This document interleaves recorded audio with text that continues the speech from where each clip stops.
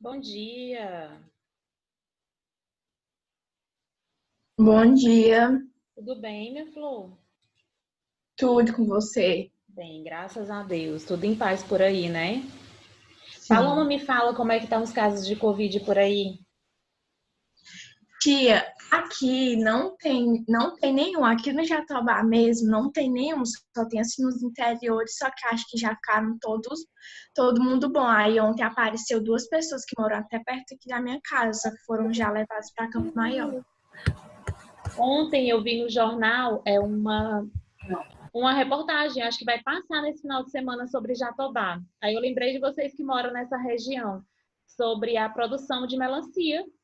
Eu não sabia que era referência, eles mostram cada uma mais bonita do que a outra, dá água na boca. Pois é, dizem que aqui Jatobá do Piauí, capital da melancia. Pois é, eu não sabia disso. Aí ontem, quando eles começaram a falar que iam mostrar, acho que é no final de semana que vai passar no jornal aqui, falando sobre Campo Maior. Primeiro ele fala de Campo Maior por conta da Batalha do Genipapo, e depois ele fala de Jatobá, né?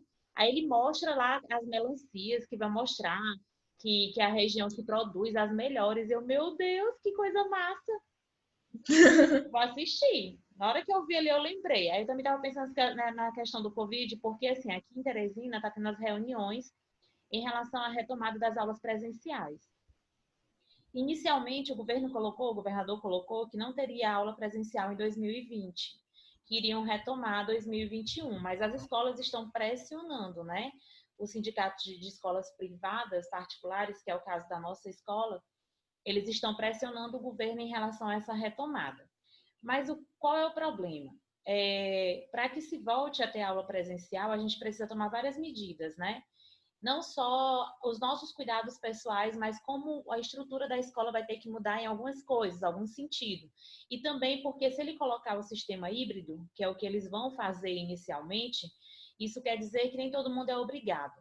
A escola disponibiliza, o professor vai para a sala de aula, os pais que quiserem, os filhos que puderem irão assistir em sala, mas nós teremos que fazer essa transmissão de aula ao vivo.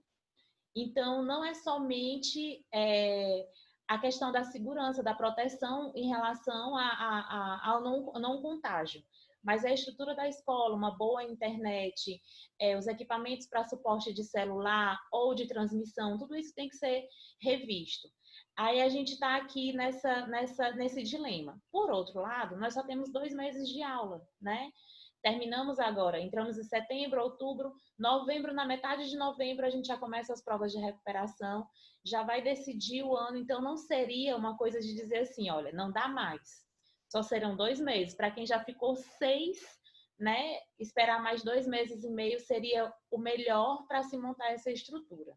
Então vamos ver como é que vai ficar isso, qual vai ser a medida que vai ser tomada. Eu acho que até sexta-feira a gente tem essa posição real, se volta, se não volta, se é híbrido, se não é. Vamos ver como é que Tia, eu nunca pensei que eu ia sentir tanta falta da escola. sério. Eu tô já ficando doida, eu queria tanto ir na escola. Ó, ontem, depois de 5 meses em casa, assim, claro, eu saí para ir ao banco, eu saí para ir ao supermercado, mas ontem eu saí para comprar umas coisas que a gente estava precisando aqui em casa. Então saímos nós quatro.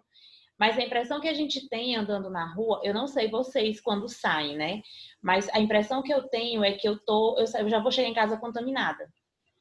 Eu fico apavorada, principalmente porque eu fui num lugar fechado, assim, né? Eu fui em loja comprar travesseiro, algumas coisas que a gente realmente precisava, porque eu tô com a coluna acabada em relação a isso. Mas é muito estranho. Você não poder tomar uma água onde você está. Eu não comi, não bebi nada durante 3 horas. Chego assim desesperada. Aí tem que chegar, tem que lavar. Isso é o pior para mim. Fazer supermercado, chegar na porta de casa e despachar tudo no chão para lavar tudo e lavar o cabelo. Se eu sair, se eu lavar o cabelo antes, tem que lavar quando voltar.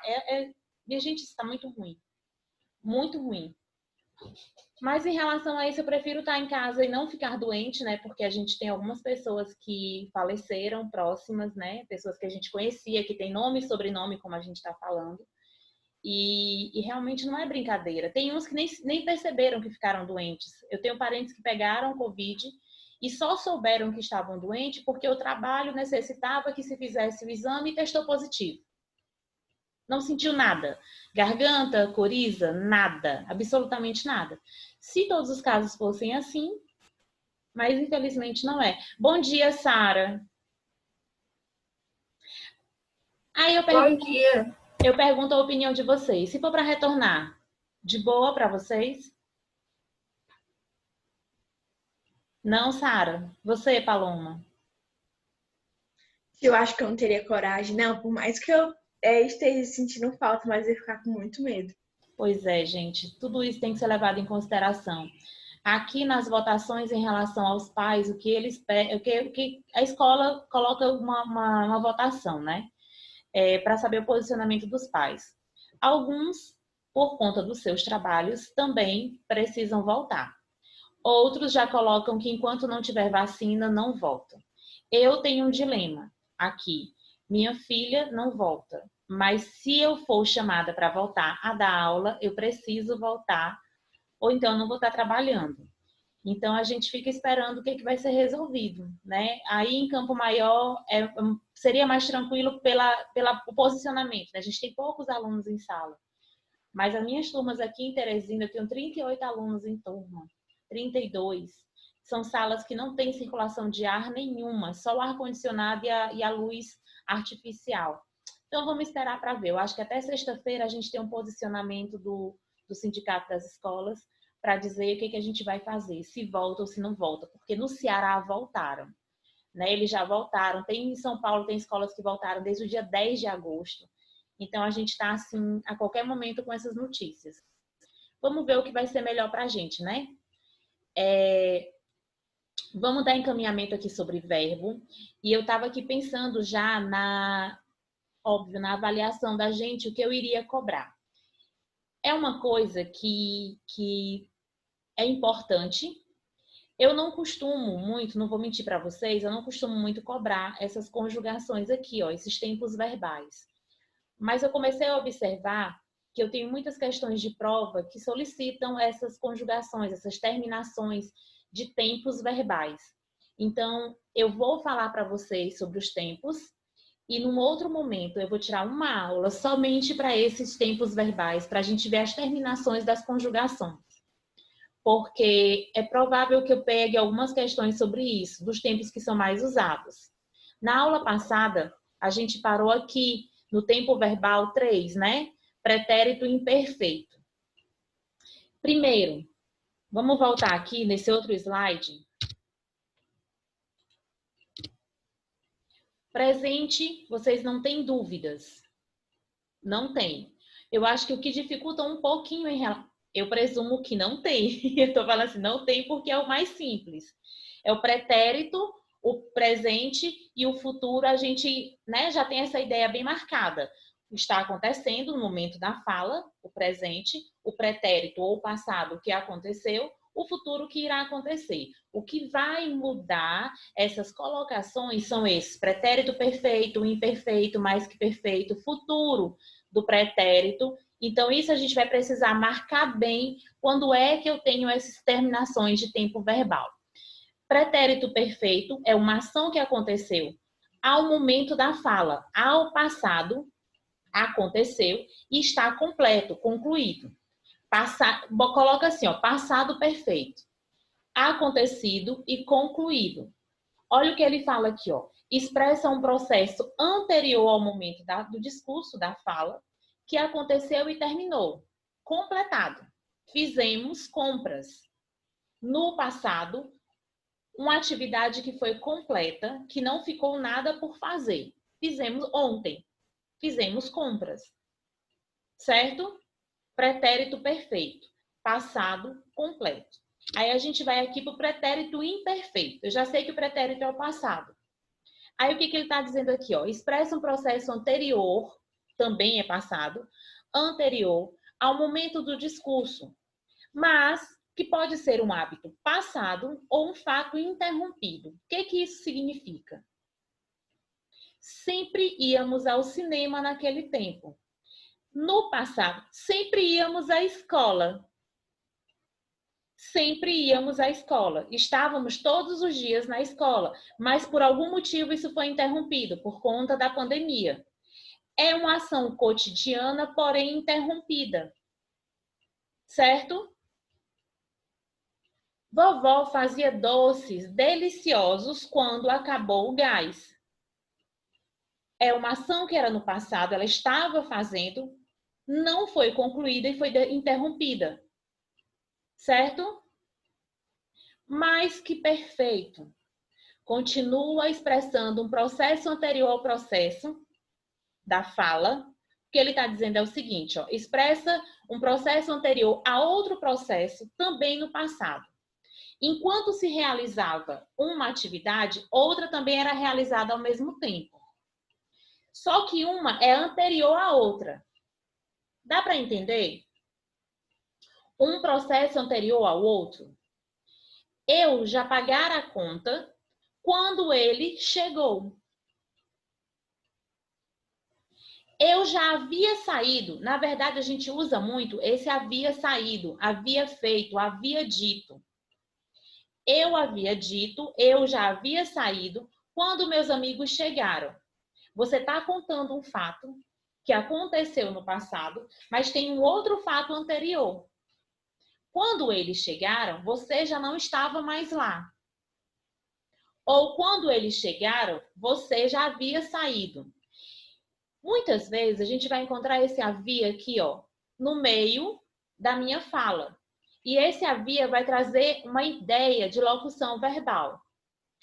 E aí a gente vai ter que estudar também as locuções verbais juntas, junto com as vozes verbais.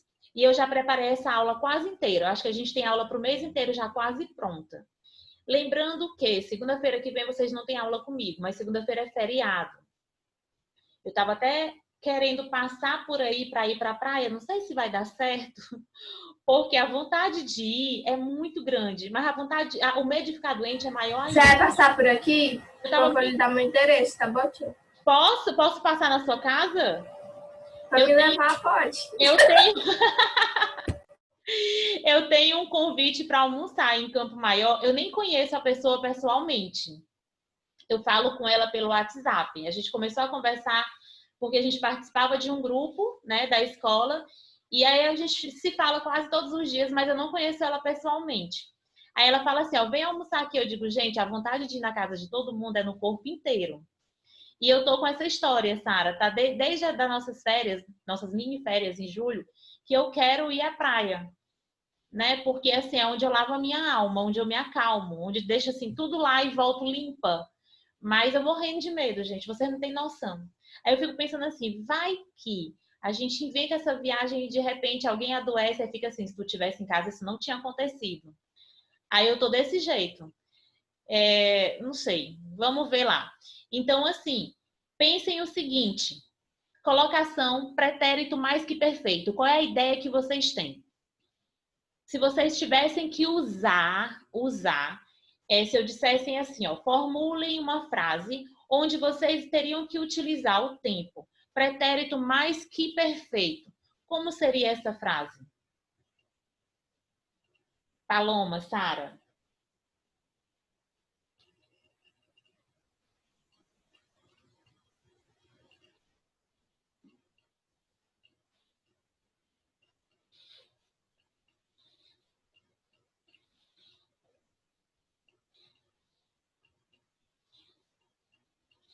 Tô vendo só as fumacinhas assim na cabeça.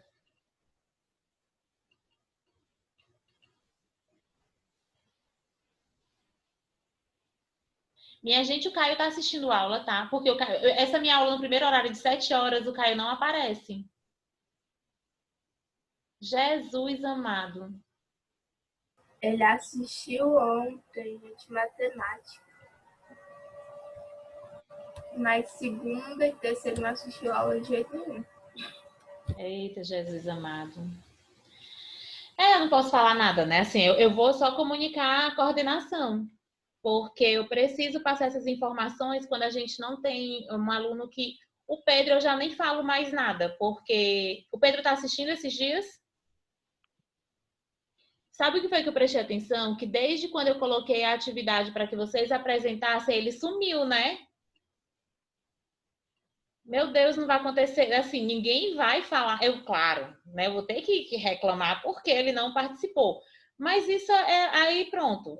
Será que é porque, pelos mesmos motivos que ele não estava assistindo a aula anteriormente, ou se foi, não sei. Talvez seja. Eu espero que não Não. seja por isso, né? Claro que não tem motivo. Vamos lá, meus amores, dei tempo para vocês formularem a frase de vocês. Pretérito mais que perfeito expressa um processo anterior a outro processo também no passado. Eu já pagara a conta ou eu já havia pago a conta quando ela chegou. É um processo anterior ao outro. Quando vocês tiverem a dificuldade, isso eu estou facilitando, mas quando a gente colocar em questões de prova, eu não vou poder dizer isso a vocês. Mas quando vocês tiverem essa dificuldade, pensem nesse processo anterior. Eu já havia saído, eu já havia dito, eu já havia feito. Quando os meus amigos chegaram, eu já havia saído quando os meus amigos chegaram. A gente vai trabalhar mais essas terminações de tempo, tá? Vamos só reconhecer eles aqui nesse momento. Futuro do presente. Futuro do presente. Expressa um processo posterior ao momento da fala. Amanhã faremos os cálculos novos. Futuro do presente. Amanhã faremos os cálculos novos. Futuro do pretérito. Eu tenho uma ação futura, mas que também se relaciona com o passado. É um futuro de um fato passado, ou seja, expressa um processo posterior a outro no passado. Júlio saiu há 3 horas. 10 minutos depois, sua esposa telefonaria. Esse telefonaria, qual é o entendimento que vocês têm dessa oração? Júlio saiu. Bom dia, Paulo.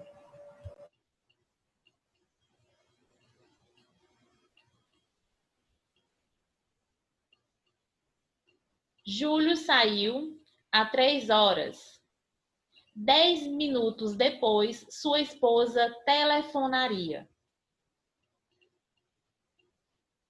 Telefonaria do futuro, né? Exatamente. Só que esse processo está sendo falado no passado. Isso quer dizer o seguinte, você está narrando uma história. Vocês não são da época do linha direta, que todo mundo tinha muito medo. É tipo uma ação que não foi completa. Que não foi completa? Agora me responda o meu bom dia, né? Bom dia, tia, que eu tava ocupado aqui, não dava pra ligar o áudio, não. Ah, tá. Bom dia. Ó, o futuro do pretérito, a gente está narrando, tinha uma história do Linha Direta aqui, era nacional, na verdade, onde aconteciam os crimes sem solução, na verdade. Naquela época não tinham solução ainda. E eles narravam uma história inteira, né? Uma história que já aconteceu, mas que não tinha tido uma solução. Se fosse um assassinato, por exemplo, quem cometeu não estava preso. Aí no final ele colocava assim: quem tiver notícias do paradeiro desta pessoa, que entre em contato, e colocava um número, que a sua identidade será mantida no mais absoluto sigilo. Era assim, só que a voz já te dava medo. Tu começava a olhar para os lados, assim, pensar na vizinhança, se não tinha ninguém parecido. Aí você ficava pensando assim, já pensou se eu encontro essa pessoa na rua? Esses fatos eram narrados dessa maneira. Futuro do pretérito. Por quê? A ação já tinha acontecido. O fato do assassinato, do latrocínio, do sequestro já tinha acontecido. Porém, ele não tinha tido uma solução. Ele não tinha tido uma solução. Ele vai narrando justamente nesse tempo verbal. O futuro de um fato passado. Ele queria saber da solução, se essa pessoa seria presa ou não. Ele contava tudo isso que já tinha acontecido, mas que não tinha sido encerrado, como o Paulo está falando. Então, o futuro do pretérito é o futuro de um fato passado, ou seja, um processo posterior no passado. Ainda não foi concluído. Júlio saiu às 3 horas, 10 minutos depois sua esposa telefonaria para saber como ele estava. Ou então, quando ele estava contando assim, ó, eles se encontraram na saída do bar, dali a 10 minutos o assassinato aconteceria. Certo? Entendidos? Pronto.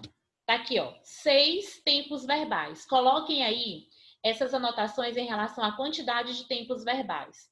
Porque não são 3, são 6 tempos verbais. A gente sempre guarda a informação do futuro, pretérito e presente, mas eu quero que vocês lembrem que são 6 que a gente vai estudar. E aqui, ó, formas nominais. Lembram disso? Formas nominais. Ainda tem, vou até anotar aqui que tem uma parte que a gente tem que falar sobre gerundismo. Já ouviram essa expressão? Gerundismo. Vocês vão já me dizer se sim ou não, ó. São 3 as formas nominais do verbo. Quais são elas? Infinitivo, gerúndio e particípio. Vocês vão lembrar que vocês já viram isso. O infinitivo, terminações no R. Vender, comprar, partir. Esse Rzinho no final determina a função da forma nominal no verbo. Só que eu tenho as divisões em infinitivo impessoal e pessoal. O infinitivo impessoal, sem sujeito, é o próprio verbo. Olha aqui, ó. Amar, vender, partir. Quando a gente fala das colocações do infinitivo, a gente tem o verbo na sua forma mais pura, que é o próprio verbo, sem conjugá-lo. Exemplo, amar é o maior prazer da vida. Entendam, quando eu falar de infinitivo, eu estou falando da terminação do verbo na sua forma pura. Quando eu falar do infinitivo impessoal, é quando esse verbo aparece sem sujeito. Olhem para essa frase que tem aqui, ó. Amar é o maior prazer da vida. Olha aqui o verbo iniciando a minha oração sem a colocação de um sujeito. Certo? Aqui eu tenho o infinitivo impessoal. O infinitivo normal é o próprio verbo aqui, ó. Olha o Rzinho aqui, ó. Amar, vender e partir. Do infinitivo impessoal, obtém-se o infinitivo pessoal, acrescentando-se a ele as respectivas desinências número-pessoais. Quais são as desinências número-pessoais? O que é que vocês entendem por essa colocação aqui, ó? Número-pessoais.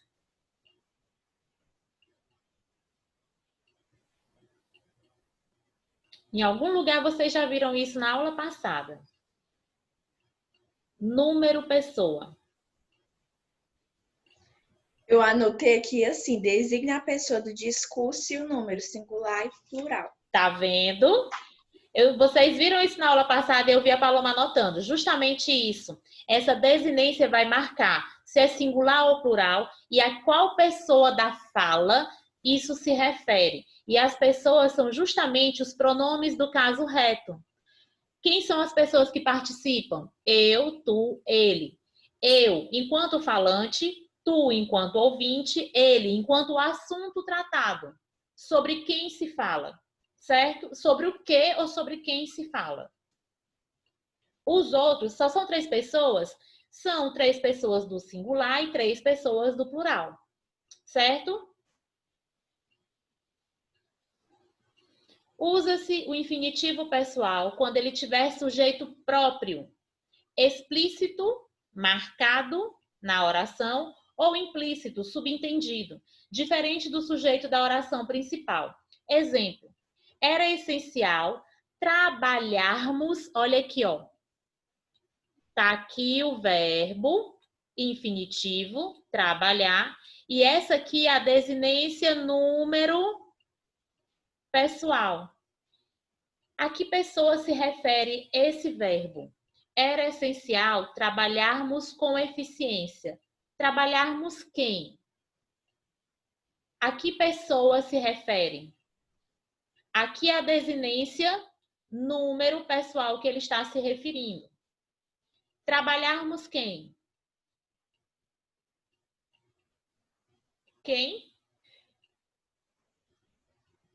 Nós. Era essencial nós trabalharmos com eficiência. Número pessoal. Primeira pessoa do plural. Certo? Deixa eu apagar aqui.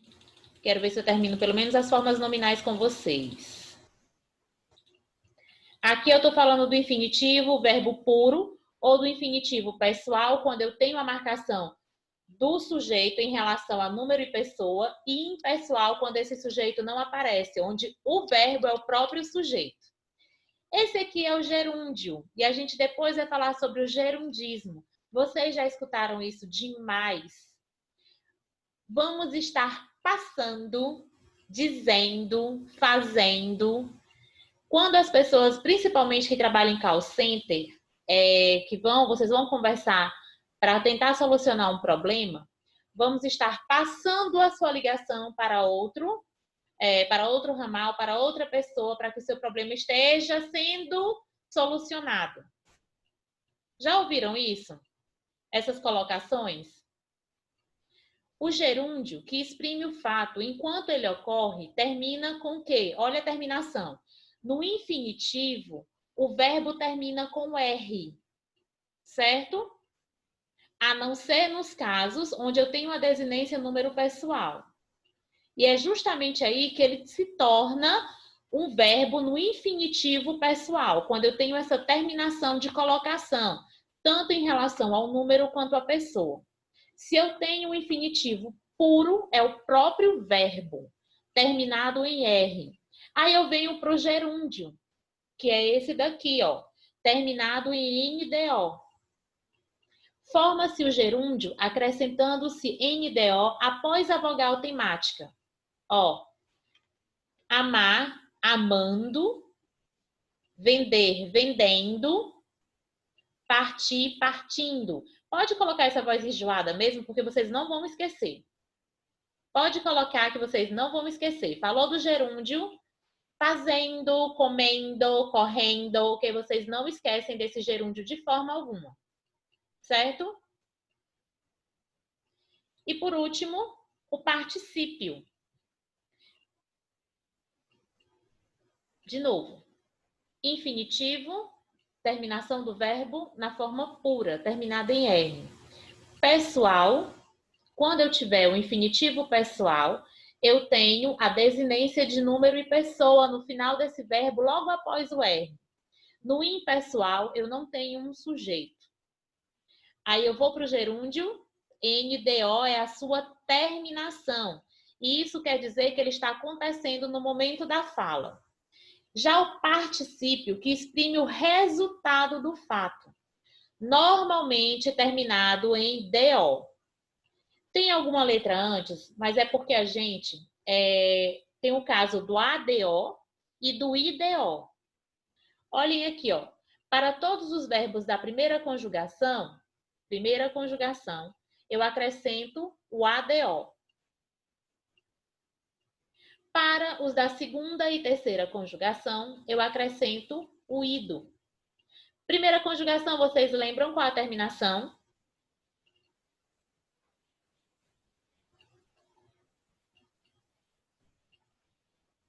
Primeira conjugação, a gente viu na aula passada. Primeira conjugação, segunda conjugação, terceira conjugação. Primeira conjugação terminada em AR.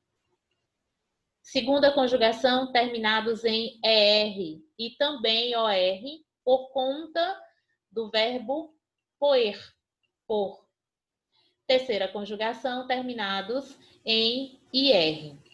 Então, todos os verbos que na sua conjugação forem terminados em AR, a finalização, o final dele, no particípio, vai concluir com ADO.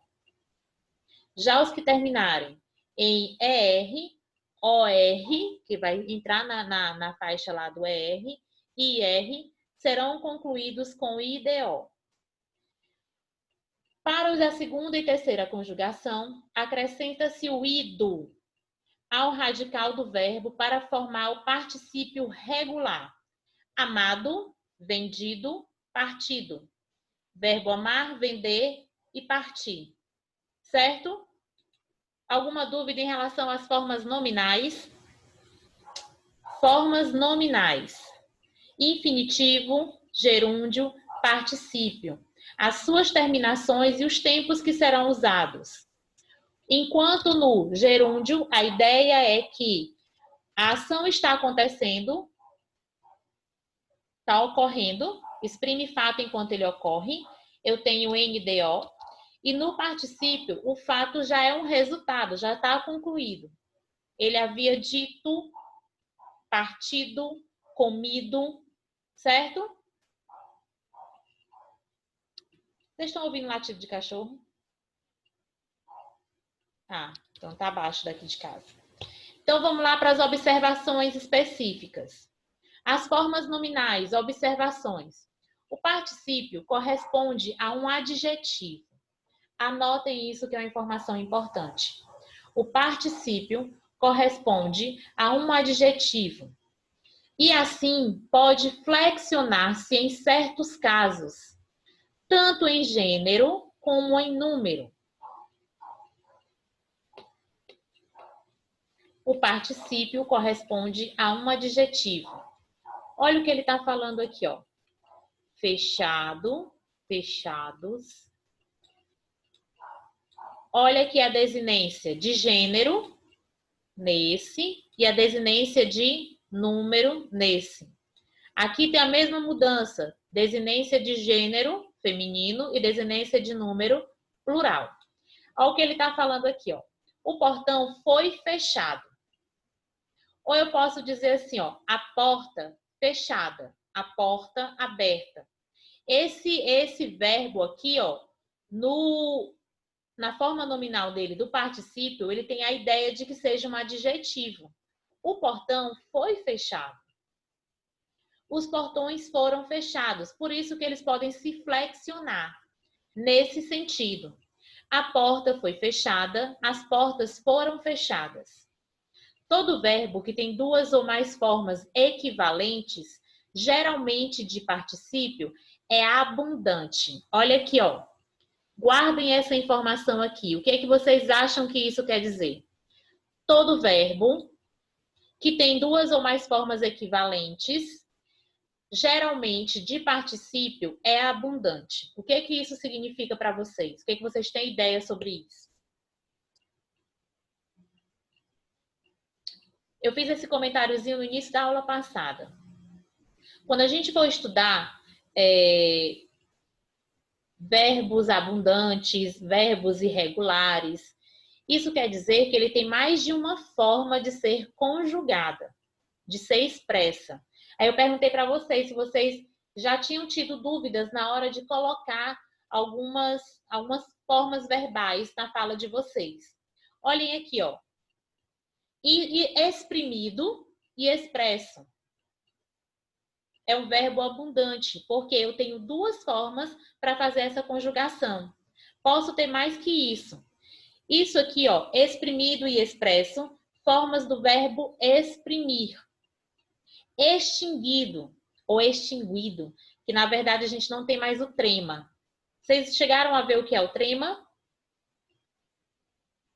Anteriormente, nós tínhamos em palavras como liquidificador, extinguir, dois sinaizinhos aqui, ó, em cima do U. Estão vendo aqui?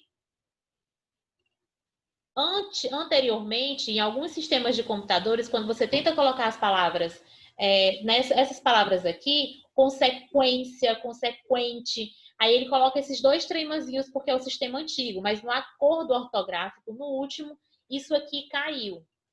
Então, nessas formas aqui, ó, de extinguido e extinto, não tem mais o trema, eu tenho dois duas formas de se colocar esse verbo, por isso que ele é abundante, certo? Entendido? Deixa eu pegar minha borrachinha aqui que é mais rápido.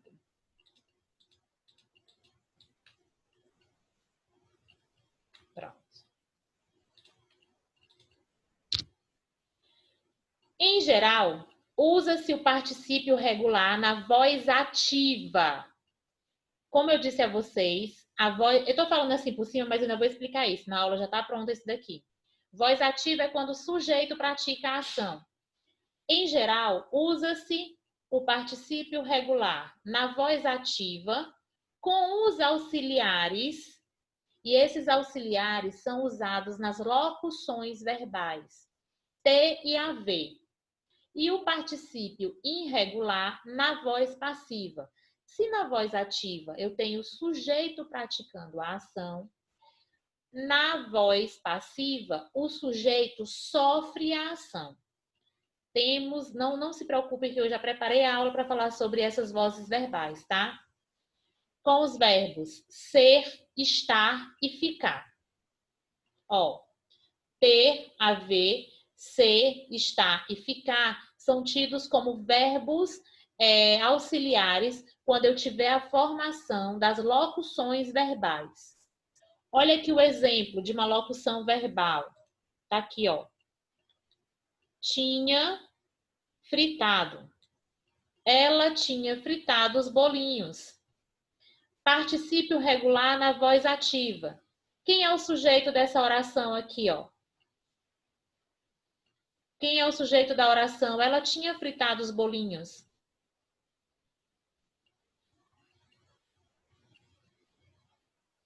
Deixa eu tirar aqui meu risco para que vocês analisem melhor. Termos essenciais da oração. Vamos retomar uma aulinha sobre isso. Termos essenciais da oração. Quais são os termos essenciais? Sujeito e predicado. Algumas vezes eu vou encontrar uma oração que não tem sujeito. Oração sem sujeito. Nesse caso, eu tenho um sujeito. Primeira coisa para fazer a análise dessa oração, eu vou procurar o verbo. Cadê o verbo? Qual é o verbo da oração? Ela tinha fritado os bolinhos.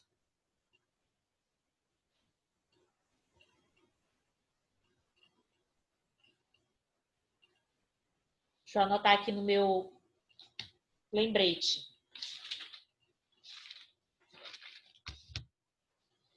Termos essenciais.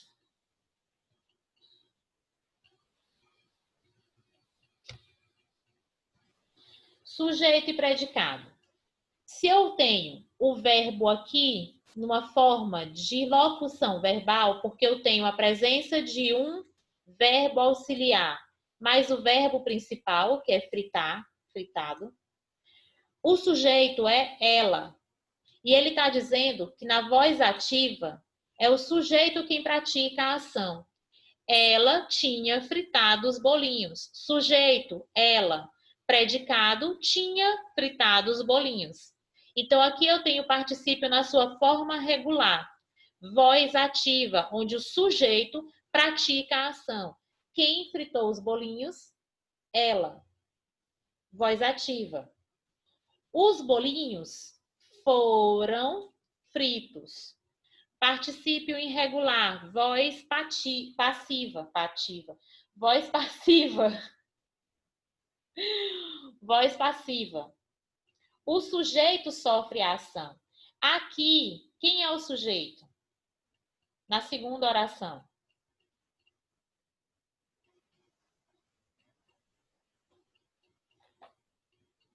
Os bolos.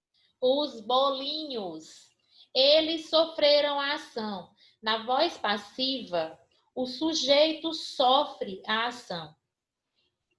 Tinham aceitado a recomendação, verbo auxiliar mais verbo principal. Meus amores, um minutinho para acabar a nossa aula. Deem uma olhada já sobre essas vozes verbais. Vozes verbais. Ativa, passiva, reflexiva, parêntese recíproca. Botem isso entre parênteses. Deixa eu ver qual o número do slide que a gente parou aqui. Desejo a vocês um feliz final de semana. Se cuidem. Fiquem bem. Não saiam de casa. Eu acho que eu também vou acabar não viajando. E qualquer coisa, falem comigo. Deixa eu ver aqui só o slide.